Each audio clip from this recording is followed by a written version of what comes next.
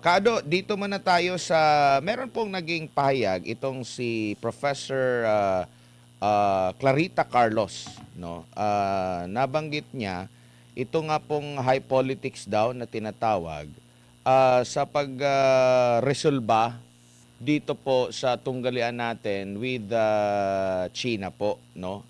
Hindi daw ito mareresolba sa kasalukuyang setup. Sabi niya dito, the issue of territory and sovereignty, they can never be resolved, will all be dead and it can never be resolved. That is why, that's what is called high politics area.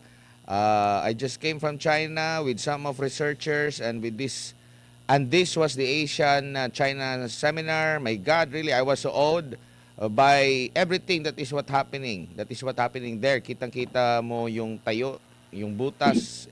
They were linking to all Asian. Philippines, hindi nagla-light up. Ano po masasabi niyo po dito? Tila wala ba tayo doon sa ganong sitwasyon at nananatili tayo sa pakikipagbrasuhan sa issue dyan po sa West Philippine Sea, South China Sea? Una-una kasi may basic misunderstanding tungkol sa mga terminologies na ginagamit natin dito, no? Si Clarita Carlos, narinig ko yung sinabi niya sa kanyang speech sa APCO Awards na recently lang yan, no? At yan ang rason kung bakit hindi natin mariresolba ito. Bakit? Unang-una, ang mga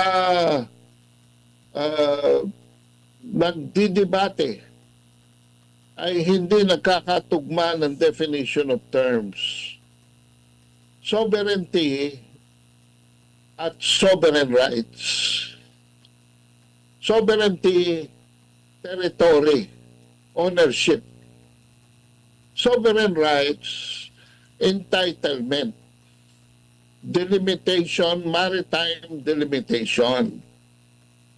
So, diyan pa lang sa punto de vista, hindi na nagkakasundo. Yan ang unang faktor. Pangalawa, ang mga nagsasabi na meron tayong teritoryo, meron tayong exclusive economic zone, etc., ay nag-argue hindi on the basis of international law, kundi on the basis of U.S. rule-based order. Iba po ang international law sa U.S.-based rule-based order, no? Ang U.S. rule-based order po, simply stated, ay kung ano ang gusto ng Amerika, no? It is the American way or the highway. Ang international law po ay sumusunod sa kabuuan ng mga tratado at customary international law throughout history, no? Na nalikom. At pangatlo ay karamihan ng mga nag-argue sa masyadong malawak na claims ng Pilipinas ay nag-argue lamang on the basis of one treaty.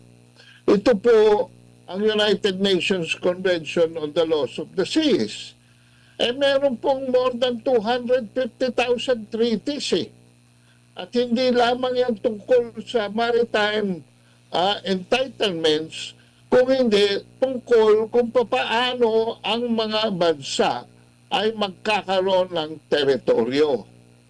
Ang base po kasi ng teritoryo sa definition ng international law ay land sovereignty. At lahat po ng maritime entitlements, no, ay depende dyan sa land sovereignty. Pero ang UNCLOS po does not deal with land sovereignty. Yan ang problema eh. Kaya paikot-ikot ang argumentation and debate tungkol dyan sa South China Sea. So, this is not just a matter of high politics, no? Kailangan kasi ma-appreciate ng bawat bansa kung ano ay tinatalaga ng international law. Hindi yung kung ano lamang ang gusto ng isang declining, descending superpower. So, kung may asymmetry sa definition of terms, kung merong hindi pagtutugma, sinasabi ko pula, sinasabi mo asul, sinasabi ko puti, sinasabi mo itim, paano tayo makapagdidebate ng maayos? Pangalawa, kung ang sinusunod ng isang bansa katulad ng Pilipinas, at Pilipinas lang naman ang gumagawa nito, ay yung tinatawag na assertive provocation, no? At hindi diplomacy. Ang nangyayari kasi ngayon, kikilos ang Pilipinas at pag nagkaroon ng gulo, saka lang sila mag-a-apply ng diplomacy. Hindi po ganun ang diplomacy. Ang diplomacy po ay pag upo ng dalawang panig, magkaharap, una, i-define nila ang terms of engagement and terms of discussion. At on the basis of the term of discussion, dyan po sila magbibigay ng sarili nilang mga posisyon at the negotiation will start. So, ganyan po yan eh. Walang iba yan sa ano eh. Halimbawa, may utang ka, halimbawa, sa utang. Ang sinasabi nung bangko, ang utang mo, 5,000. Sa libro mo, ang utang mo, 3,000 lang. Kailangan magpakita kayo ng mga papel kung bakit 5,000 ang sa bangko at 3,000 ang sa personal mo. Mag-compare kayo ng notes. At kung saan may diferensya, yan ang i-negotiate ninyo. Hindi pwede yung, basta, 3,000 ko, hindi ako magbabayad ng lampas sa 3,000. At sasabihin naman ng bangko, 5,000 utang mo kailangan 5,000. Hindi pwede. East will not meet the West, ika nga. And there will be no agreement. Ang punto po ng pag-upo sa diplomasya is to reach an agreement, not to engage in political circus, mga kabansa. So yan ang primary problema ng Pilipinas patungkol dito sa mga diskurso ukol sa West Philippine Sea na tinatawag natin. Ukol naman dito sa binitawan ni De Castro na statement, no? Ito, unfortunate comparison ito Hindi dahil tagalasal ka, matalino ka na. Hindi dahil tagalasal ka, kailangan paniwalaan ka namin. Unang-una, spokesperson ka ng Strat-based, Albert de Rosario Institute. Isang institusyon na pundado ng mga Amerikano. Bakit? Hindi dapat paniwalaan yan. Sinasabi niya, it's in violation of UNCLOS. Hindi naman niya sinabi what specific provision of UNCLOS ang binayolate. Tapos sasabihin niya na baka mangyari yung nangyari sa Mischief Reef dito sa Baho de Masinloc. Hindi po magtutugma na naman yan Kasi po, ang Mischief Reef, mga kabansa, ay yung tinatawag na low tide elevation. No? In other words, for most time of the year, nasa ilalim po ng tubig yan. No? At totoo, na sa ilalim ng UNCLOS, hindi ka pwedeng mag-create dyan ng artificial island. According to UNCLOS. Ngayon, ang Baho de Masinloc, no, ay hindi po low tide elevation. At yung sinasabi niya na provision na hindi pwedeng magtayo ng miskinano dyan ng China because that is a traditional fishing ground, malaki pong kalokohan yan. Malaki pong kabalintunan yan. Bakit po?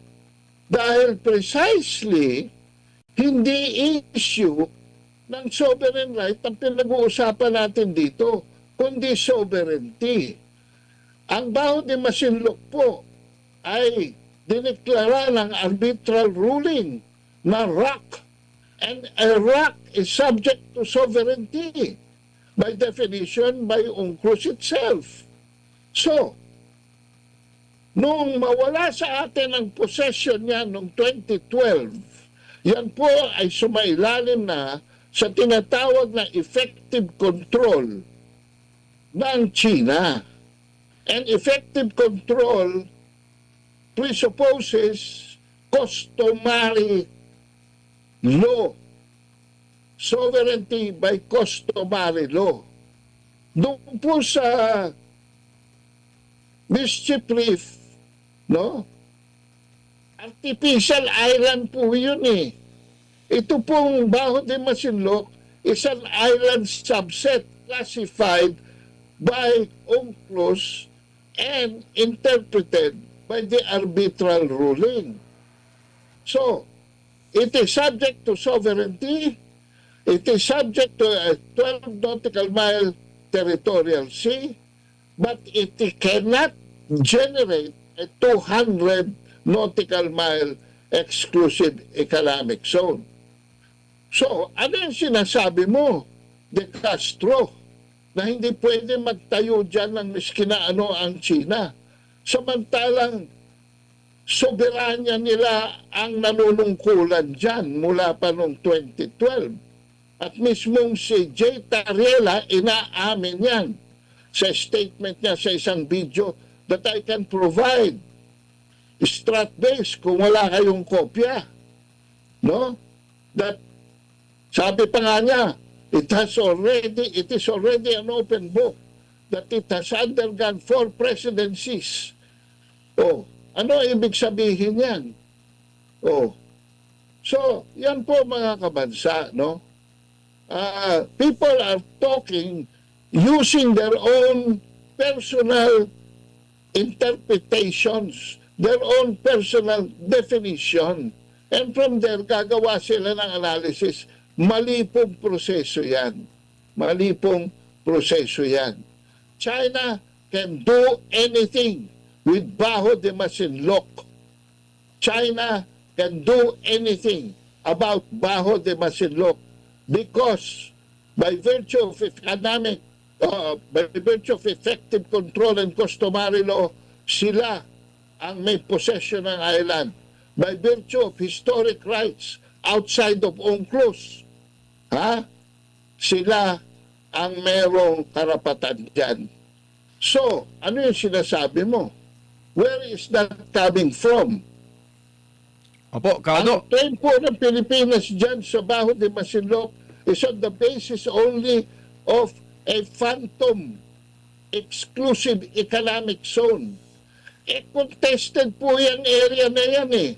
Pagka po contested ang EEZ, kailangan dumaan muna sa conflict resolution under UNCLOS 74.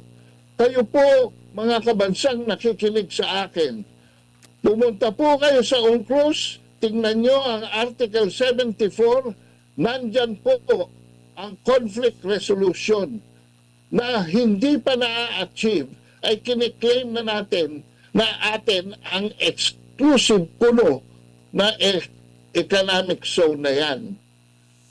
So yan po ang punto de vista ng inyong lingkod. Opo, Kado, magandang gabi, si MJ po ito. Sir, meron po kasing nagsasabi si Professor Jeffrey Sachs na lahat daw po ng mga bansa na may US bases, ang tawag niya po doon ay semi-sovereign country lamang. Ano pong sapantahan mo doon, sir? Well, totoo yan eh. For instance, tingnan nyo ang South Korea. Alam nyo ba ang South Korea? May sariling konstitusyon. May sariling presidente. May sariling parliament. No? Pero, meron ba silang desisyon on how to run their foreign policy? Meron ba silang desisyon kung kailan sila papasok sa gera o hindi? Ang bansang Hapon, ganun din. Oh. Bakit?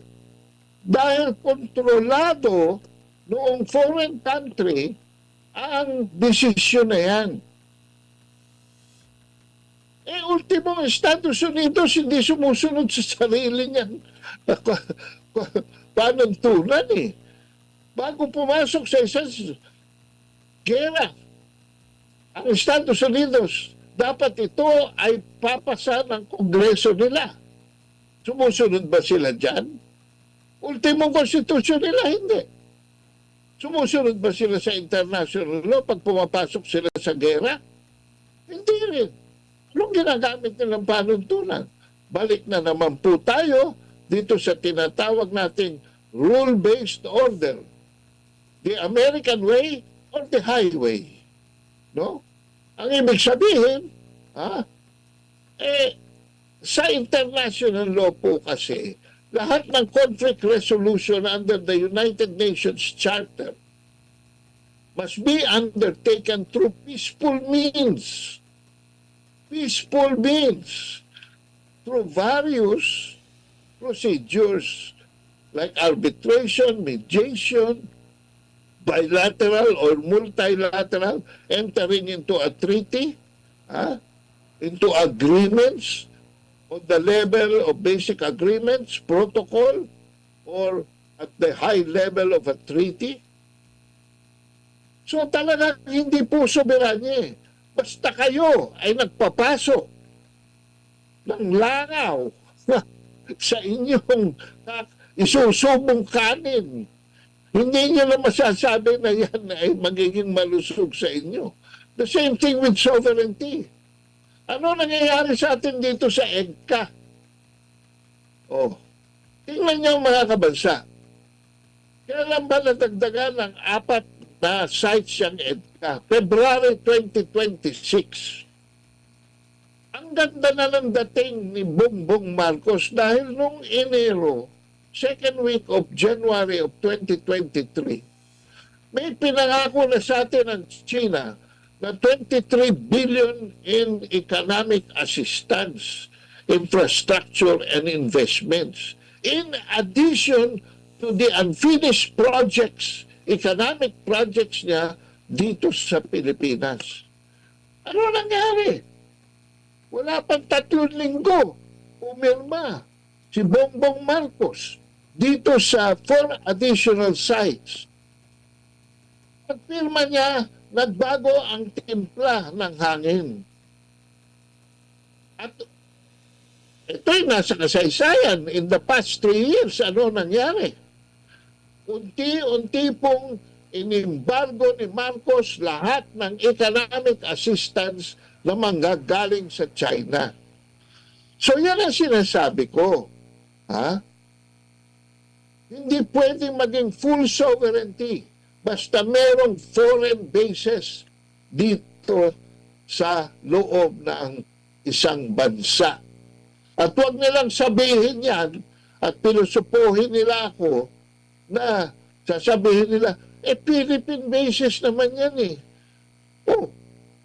Philippine bases nga yan. Pero pag sinimulan mo nang ibigay sa Amerika na pwede nilang gamitin yan, ano nakalagay sa EDCA? May full disclosure ba sila kung paano nila gagamitin ang mga base na yan na so-called Philippine bases? Wala po. Meron ba kayong control sa Armed Forces of the Philippines kung paano gagamitin ng United States ang mga EDCA sites na yan? Wala po. Meron ba kayong say kung anong ipapasok nila dyang equipment at kung anong ilalabas nila dyang equipment? Wala po. So pagdating niya sa mga packets of containment na yan ng foreign state na pinapasok mo, wala kang soberanya. Hindi ba? Hindi ba yan ang realidad? Huwag tayong masyadong maging pilosopo na keso according to this or according to that. Ano ang realidad?